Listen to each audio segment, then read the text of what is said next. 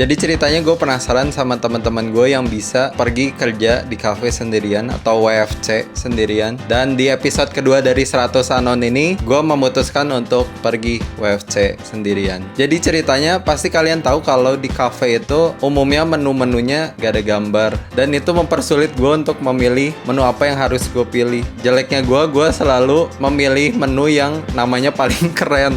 Jadinya tadi gue beli cobain yang ini deh.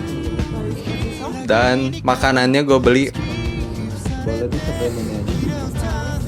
Ya menurut gue itu namanya keren, jadi gue coba beli. Sambil menunggu makanannya datang, gue mempersiapkan kamera gue. Dan gue membutuhkan 15 menit untuk mempersiapkan mental gue buat ngeluarin kameranya ke atas meja. Mungkin karena cafe itu cukup penuh dan gue merasa terintimidasi karena merasa mereka mungkin bakal melihat gue untuk membuat video. Jadinya gue agak ragu buat mengeluarkan kamera gue. Padahal gue juga tahu pasti mereka juga gak ada yang peduli atau kayak bikin video ya udah gitu. Sangat susah gitu buat mengeluarkan kamera itu ke atas meja. Dan pada saat makanannya datang, gue makan dengan sangat tidak tenang tentunya. Gue selalu melihat kayak kemana-mana karena gue merasa diliatin. Padahal gak ada juga yang ngeliatin gitu. Cuman gue merasa kayak aura mereka melotot ke arah gue. Dan setelah gue makan, gue langsung ngerjain kerjaan gue. Dan gue bukannya tercerahkan kayak ternyata menyelesaikan pekerjaan di cafe itu menyenangkan dan membuat pekerjaan jadi cepat. Tapi tidak sama sekali. Gue malah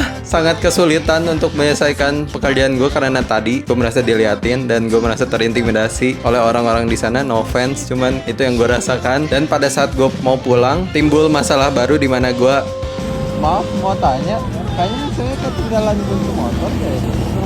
Kehilangan kunci motor gue. Mungkin di bayangan gue karena gue merasa terburu-buru dan gue merasa deg-degan dan nervous untuk datang ke cafe sendirian. Jadinya gue masuk ke cafe dan meninggalkan kunci motor gue di motor gue. Tapi untungnya ada petugas keamanan yang baik mengamankan kunci motor gue.